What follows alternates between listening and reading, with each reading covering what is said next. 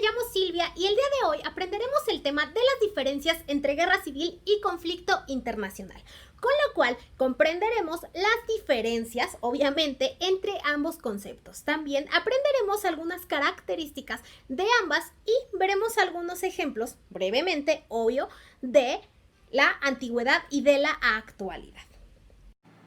Según la Real Academia de la Lengua Española, una guerra civil es un conflicto que enfrenta a los habitantes de una misma nación.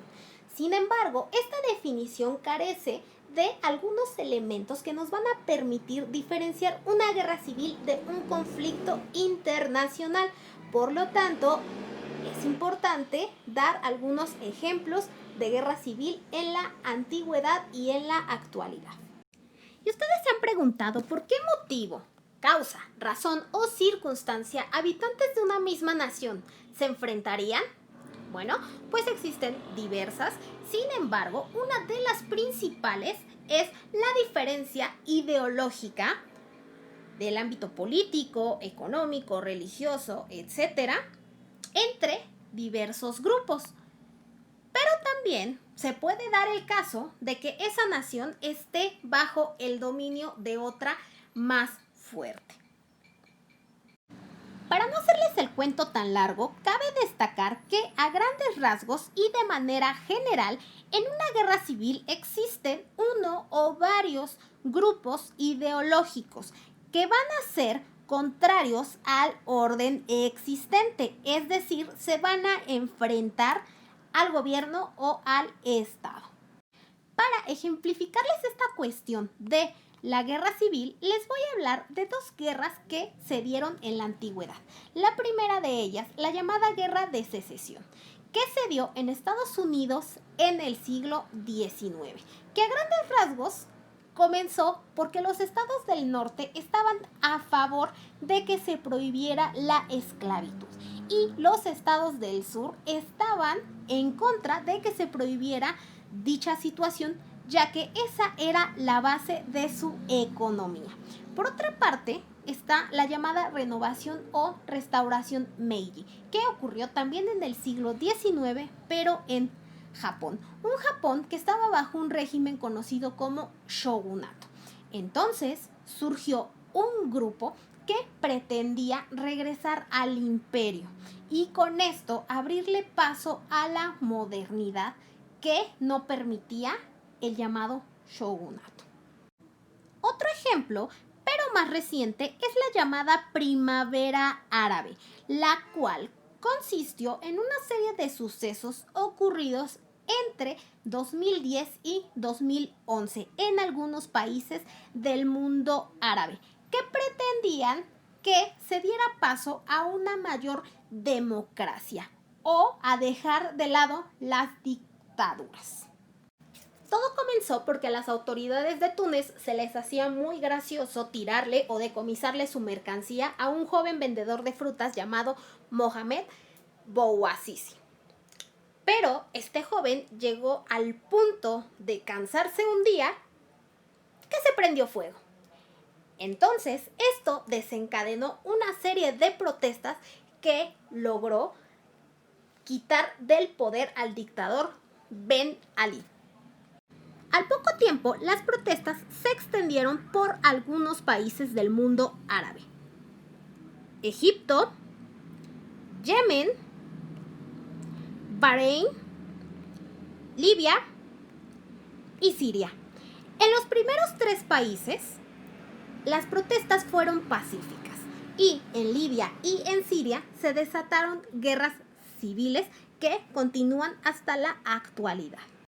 En Siria se desató una guerra civil derivada de que Bashar al-Assad se negó a soltar el poder y en consecuencia mandó a las Fuerzas Armadas a reprimir las protestas pacíficas que se llevaron a cabo.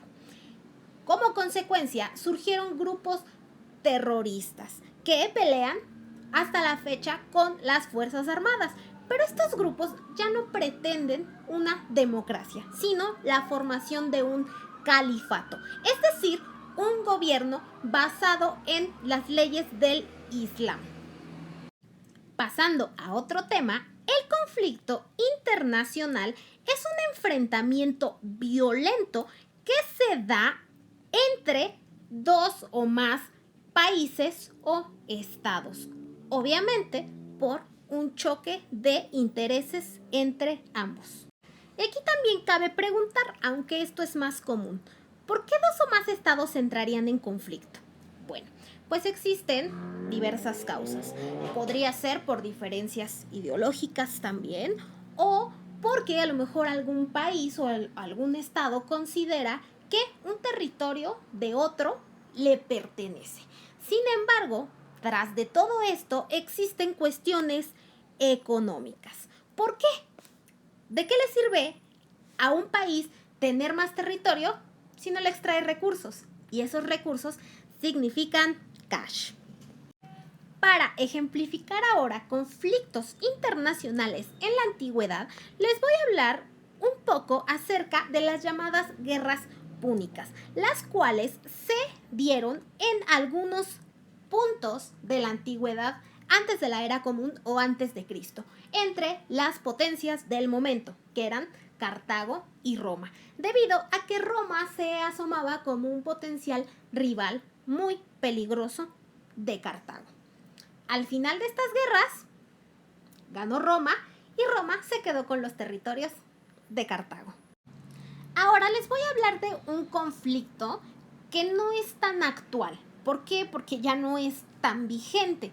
Sin embargo, bueno, sucedió en la época contemporánea, por así decirlo, que es la guerra de Irak, la cual inició en el año de 2003 tras un bombardeo a ese país orquestado por Estados Unidos, España e Inglaterra. ¿Cuál fue la razón?